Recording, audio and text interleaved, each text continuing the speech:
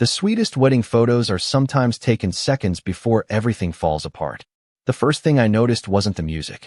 It was the smell.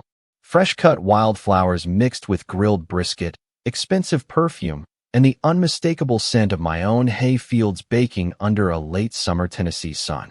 Then came the violin. Soft, elegant, completely out of place on my family's farm. I eased my old Ford F-250 through the open gate and stopped so hard the gravel crunched beneath my tires like breaking glass.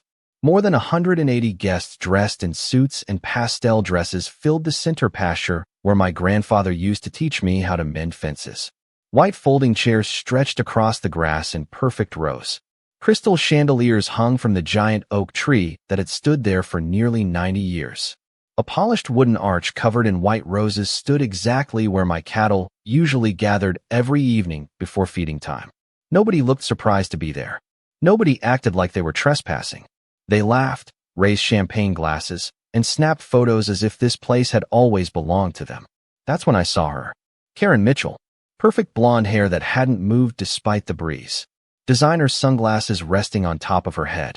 Wireless headset clipped behind one ear while she directed caterers with the confidence of someone who believed the entire county existed for her convenience. She pointed toward my red barn without even looking, and two workers wheeled another cart of decorations straight inside. My barn. My equipment. My family's history. She smiled for a photographer while giving orders like a movie producer on opening day. Then I heard the words that made me grip the steering wheel a little tighter. Our private venue is absolutely breathtaking, she told a group of guests. You're going to remember this wedding forever. She wasn't wrong. They would. Just not for the reason she imagined. I stepped out of my truck, boots sinking into the familiar dirt I'd walked since I was 6 years old. The afternoon air carried the buzzing of cicadas, the distant hum of portable generators, and the cheerful clinking of champagne glasses. Everything sounded peaceful except for the quiet voice in the back of my mind reminding me that nobody had ever asked permission to be here. My name is Ethan Walker. I'm 41 years old, and my family has owned Walker Farm longer than most people in this county have been alive. Every fence post, every pasture, every weathered board on that barn carries a story that began decades before Karen Mitchell ever learned how to stage a wedding for social media. I didn't buy this land because it looked pretty in photographs. I inherited it because generations before me poured sweat into every acre. My father used to tell me that land remembers everything. It remembers honest work. It remembers broken promises. And sooner or later, it remembers exactly who treated it with respect. Standing there, watching strangers toast beneath my family's oak tree, I realized something almost made me laugh. Nobody was stopping this wedding because everyone believed Karen had permission, including Karen herself. And that was about to become the most expensive misunderstanding of her entire career. I did not yell. I did not run toward the ceremony waving my arms. I simply stood beside my truck for a few seconds and let my eyes travel across every inch of the pasture. My father always said that rushing into a problem only makes you miss the details that matter. He was usually right. Walker Farm covered just under 120 acres outside Franklin, Tennessee, where rolling green hills replaced city skylines and neighbors still measured time by harvest seasons instead of office calendars.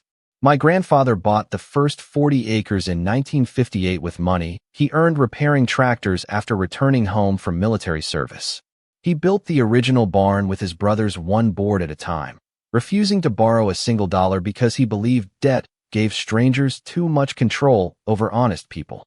My father expanded the property over the next 30 years, adding pasture, fencing, and a small pond that reflected the sunrise every morning like polished copper. When he passed away, the farm became mine. Not because I was the oldest, because I was the only one who never left.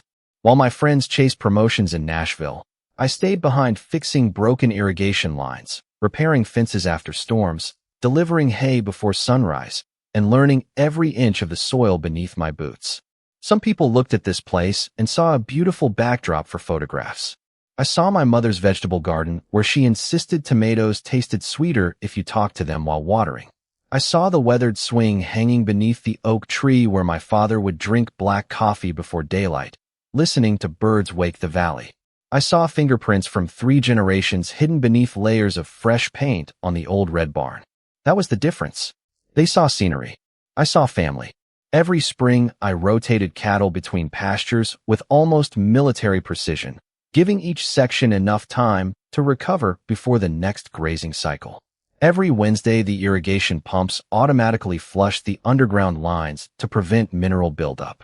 Every Friday afternoon, the equipment shed received a complete inspection before the weekend. Routine was everything on a working farm because nature never cared about excuses.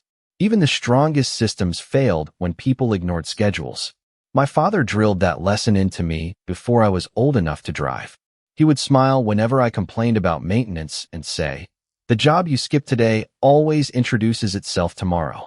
Looking around at the wedding decorations scattered across my pasture, I realized somebody had skipped far more than a simple conversation. They had skipped respect. They had skipped common sense. They had skipped the basic question every decent person asks before stepping onto someone else's land. The strange part was how comfortable everyone looked. Children chased each other across the same grass, where newborn calves usually took their first steps each spring. Caterers rolled expensive carts across ground soft enough to leave deep tire marks. A photographer crouched beside one of my split-rail fences, praising the rustic charm, without realizing my grandfather had cut every single cedar post himself more than 50 years ago. None of them knew where they were. None of them understood that this farm was never built to impress strangers. It was built to outlive the people who cared for it. And standing there in the warm afternoon breeze, listening to laughter echo across land that remembered every season before this one, I quietly promised myself that before the sun disappeared behind those Tennessee hills, this place would remind everyone exactly who it belonged to. Karen Mitchell had built an entire business around selling perfection to people who had more money than patience. She owned Mitchell's Signature Weddings, a company that promised unforgettable ceremonies in unforgettable places, and judging by the glossy magazine covers hanging inside her downtown office, she had convinced half of Middle Tennessee that she could turn any empty field into a fairy tale. She drove a pearl-white Range Rover that somehow always looked freshly detailed, wore designer boots that had clearly never stepped into real mud, and spoke with the kind of polished confidence that made people stop asking questions before she even finished answering them. Her smile was warm enough to win trust and sharp enough to cut through common sense. She knew exactly how to flatter wealthy clients until they believed every recommendation she made. What she lacked in honesty, she more than made up for with presentation. I learned all of that later. At that moment, I only knew she was standing in the middle of my pasture acting like she owned it. The closer I walked, the more pieces of her performance fell into place. A young assistant hurried beside her carrying a tablet loaded with schedules, while another employee adjusted flower arrangements beneath the old oak tree. Every few seconds, Karen glanced toward a camera operator filming behind-the-scenes footage for social media. She never stopped smiling. She never stopped selling. "Move those chairs 6 inches to the left," she called. "The sunlight will hit the bride perfectly from that angle." Then she turned toward another worker. "Make sure nobody parks near the barn. We want clean photographs without farm equipment in the background." I almost laughed. The barn she wanted hidden had survived tornado warnings, floods, and nearly 70 years of Tennessee winters.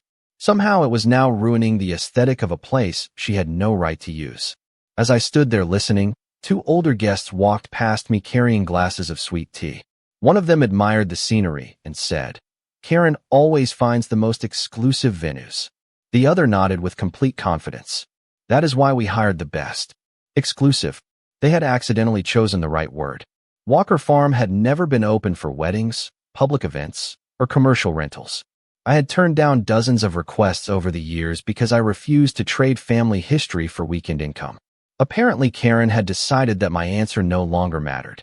Later, I would discover she had found aerial photographs of the property online, cropped out every neighboring landmark, and advertised the location simply as a private heritage farm available by invitation only. The photographs never showed my house. They never showed the mailbox with our family name. They never mentioned an owner because acknowledging one would have required asking permission. Instead, she created a story that sounded elegant enough for clients to believe without asking inconvenient questions. Looking around the pasture, I noticed something else. Every vendor followed Karen's instructions without hesitation.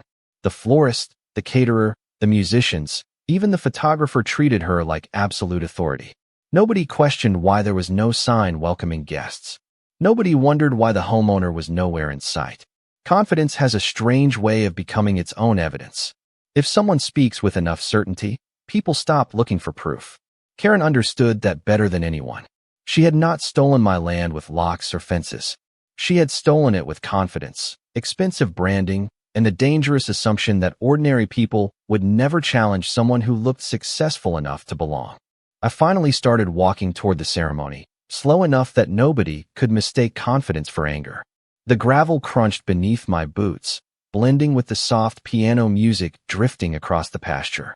A pair of teenage ushers smiled politely and held open a decorative white gate covered with flowers. One of them handed me a folded ceremony program without even asking who I was. I thanked him, slipped the paper into my shirt pocket, and kept moving. Every step revealed another small violation.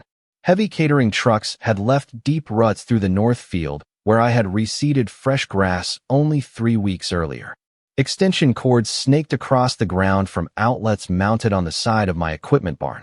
Someone had hung strands of decorative lights from fence posts my grandfather built by hand. A portable dance floor rested directly above one of my underground irrigation lines. They had not simply borrowed my farm.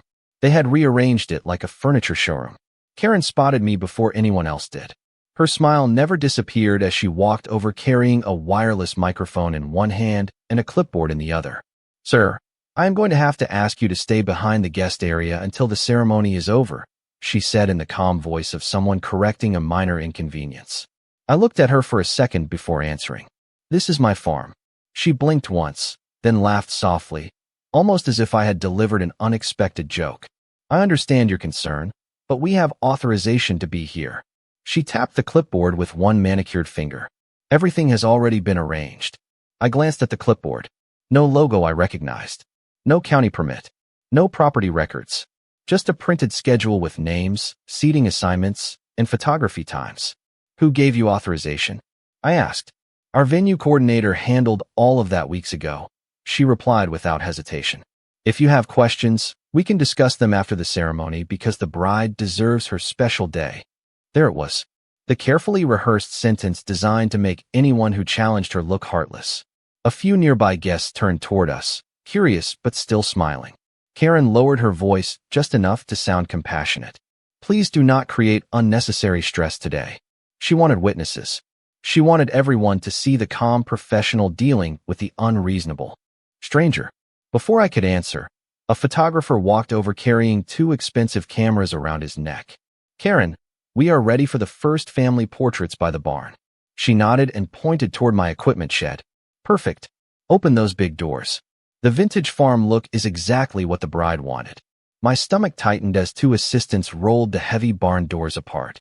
Sunlight spilled across polished tractors, restored tools, and the old wooden workbench where my father spent countless evenings repairing equipment. One assistant picked up an antique milk can and moved it several feet to improve the composition of a photograph. Another draped white fabric over a stack of hay bales without realizing they had been carefully positioned to dry after the previous week's cutting. Every object they touched carried a purpose they could not see. To them it was decoration. To me it was a working farm interrupted in the middle of its routine. Karen watched the photographers frame another perfect shot and smiled with complete satisfaction. She believed she had solved every problem before it existed. What she could not see was the digital clock mounted inside the barn, quietly counting down toward the next scheduled maintenance cycle. Following the exact timetable it had followed every single Wednesday for the last 7 years. The ceremony music grew louder as guests found their seats, completely unaware that the only person not invited was the man whose name appeared on every property record for the land beneath their feet. I watched the bride straighten her dress while her father adjusted his tie, and for a brief moment I almost felt sorry for them. They had trusted the wrong person. None of this was really their fault. Karen, however, noticed that I was still standing there, and that seemed to bother her more than anything else. She walked toward me again with the same polished smile, except this time there was impatience hiding behind it. "Sir, I need you to leave the ceremony area immediately," she said quietly. "You are making our guests uncomfortable." I folded my arms. "I asked you one simple question. Who gave you permission to use my farm?" "Her." Smile faded just enough for me to notice. Our paperwork is private, she replied. If you continue interrupting this event, I will have to contact the sheriff. I nodded once. Go ahead. She looked surprised that I did not argue. Instead, she raised a hand toward one of her assistants, who immediately pulled out a phone. Within minutes, the quiet buzz of conversation spread through the crowd. Guests glanced in my direction, whispering to one another without knowing the first thing about what was happening. I heard someone behind me say, "Maybe he works here." Another answered, "He is probably upset because the road is blocked." Nobody guessed the truth because nobody imagined a wedding planner would organize an event on private property without permission. Karen understood public perception better than anyone. She stayed close enough for everyone to see her speaking calmly while I remained silent.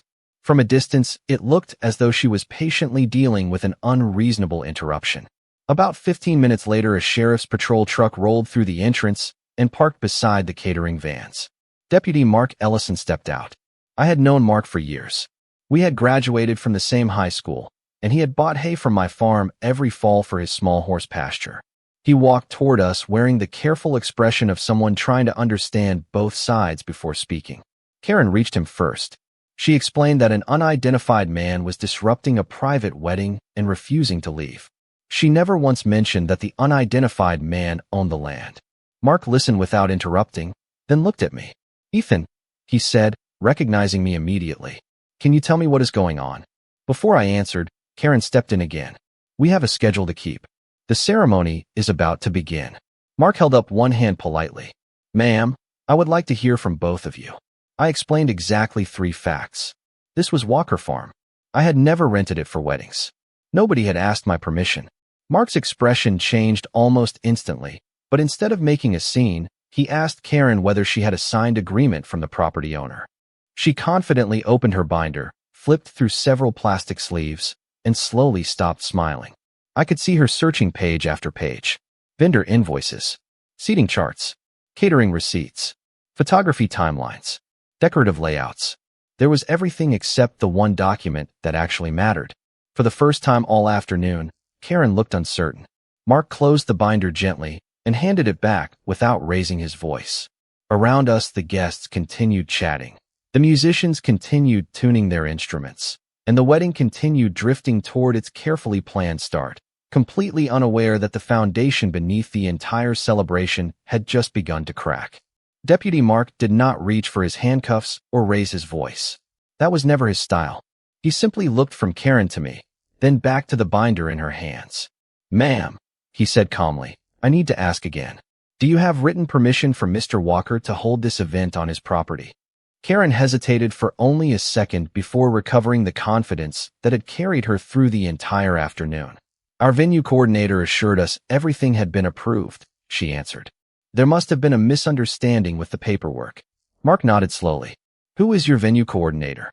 She opened her mouth, then stopped. She flipped through her phone, scrolled through several emails, and frowned. "She is an independent contractor," Karen finally replied. "She handled the location." Mark asked for a name. Karen gave one. He made a quick call while standing a few yards away. The conversation lasted less than 2 minutes. When he returned, his expression had changed. "That number has been disconnected." For the first time, the polished image Karen had built all afternoon developed a visible crack. Around us, guests continued chatting, completely unaware that the wedding planner they trusted could not even verify the person who supposedly secured the venue. I remained silent. My father used to tell me that people reveal far more when nobody interrupts them. Karen immediately began filling the silence herself. She explained that she had found the property through online photographs, that the coordinator had promised everything was arranged, that deposits had already been paid, and that canceling the ceremony would be devastating for the bride and groom. Every sentence sounded more desperate than the last. Mark listened patiently before saying something that surprised everyone standing nearby. "I understand this is a difficult situation, but I cannot force the property owner to host a private event without permission." Karen looked at me as though she expected me to argue or demand everyone leave immediately. Instead, I simply asked Mark one question. "Am I required to stop my normal farm operations today?" He looked at me for a moment, already understanding why I was asking. "As long as everything is lawful and consistent with your regular business activities, You have every right to continue operating your farm." That was all I needed to hear. I thanked him, turned around, and walked toward the barn without another word. Behind me, I heard confused whispers ripple through the guests. Some assumed I had given up. Others believed the ceremony would simply continue. Karen even smiled again, convinced that she had successfully contained the situation. She mistook patience for surrender. Inside the barn, the familiar smell of cedar wood, engine oil, fresh hay, and sun-warmed leather instantly replaced the perfume drifting across the pasture. Mounted on the wall beside my workbench was the same digital control panel I checked every Wednesday afternoon before the irrigation maintenance cycle. The bright green numbers displayed the current time with quiet precision. 2 hours and 14 minutes remained before the automated system would begin its scheduled sequence. It had followed that exact schedule every week for 7 straight years, flushing irrigation lines, watering designated grazing sections, and activating the organic nutrient application that kept the pasture healthy throughout the growing season. Nothing about the program was unusual. Nothing had been changed because of the wedding. In fact, changing it at the last minute could have disrupted the health of the fields for weeks. I rested one hand on the edge of the workbench where my father had carved our family name decades earlier. Outside, applause erupted as guests took their seats for what they believed would be a flawless celebration.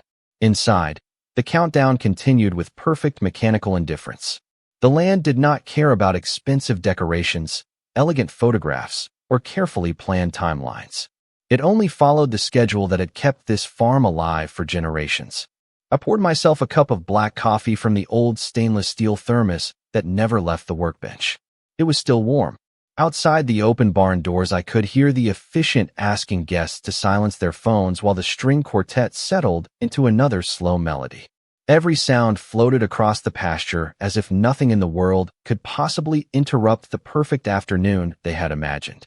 I took one slow sip and walked over to the control panel mounted beside the irrigation monitor. The display showed every zone exactly where it should be. North pasture, east grazing field, orchard line, equipment wash station, organic nutrient cycle, all green, all scheduled, all automatic. There was a large red button labeled manual override, but I never touched it. There was no reason to. The entire purpose of building an automated system was so the farm could run on time, whether I was standing there or repairing fences on the far side of the property. My father believed machines should support discipline, not replace it. If the schedule was correct, you left it alone. I checked the pressure readings, confirmed the valves were operating normally, and closed the protective cover over the controls. Nothing had changed. Nothing needed to change. That was the part Karen never understood. She believed every problem could be solved by making another phone call, giving another confident speech, or convincing someone else to bend the rules. Farms did not work that way. Crops did not care about excuses. Grass did not stop growing because someone booked a wedding. Maintenance did not pause because a photographer wanted perfect lighting. Nature followed its own calendar, and anyone who ignored it eventually learned an expensive lesson. I carried my coffee outside and leaned against the fence overlooking the ceremony. Guests smiled as the bride began walking slowly down the aisle between rows of white chairs. Cameras clicked almost nonstop. Children whispered until their parents reminded them to stay quiet. Even Deputy Mark remained near the entrance instead of interfering, watching everything unfold with folded arms and the patient expression of someone waiting to see what happened next. Karen noticed me across the field. She caught my eye for only a second before offering a small, satisfied smile. From where she stood, I probably looked defeated. I was no longer asking questions. I was no longer objecting. I was simply standing there with a cup of coffee while her event continued exactly as planned. Confidence returned to her posture almost immediately. She adjusted another floral arrangement, straightened a ribbon tied around one of my fence posts, and whispered instructions to the photographer before glancing at her watch. She thought she had won because nothing dramatic had happened. The best part about patience is that it usually looks exactly like surrender to people who have never practiced it. My father used to say that the loudest person in the room was rarely the strongest one. The strongest person was usually the one who understood timing. I looked toward the digital clock visible through the open barn door. Less than 30 minutes remained before the next maintenance cycle would begin exactly as it had every Wednesday afternoon for years. I did not need to press a button. I did not need to argue. I did not need to interrupt a single vow. All I had to do was finish my coffee and let the farm keep its promise to itself. The officiant smiled warmly and looked at the bride and groom.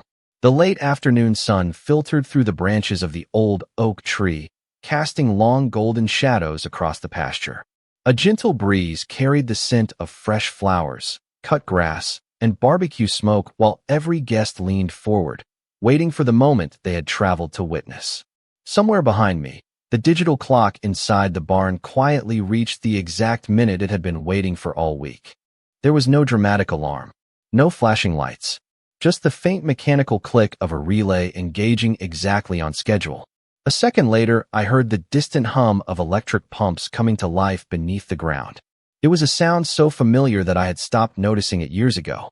The irrigation system began its routine pressure cycle, pushing water through hundreds of feet of underground pipe before reaching the designated maintenance zones. The sprinklers nearest the north pasture rose from the ground one after another with soft metallic pops.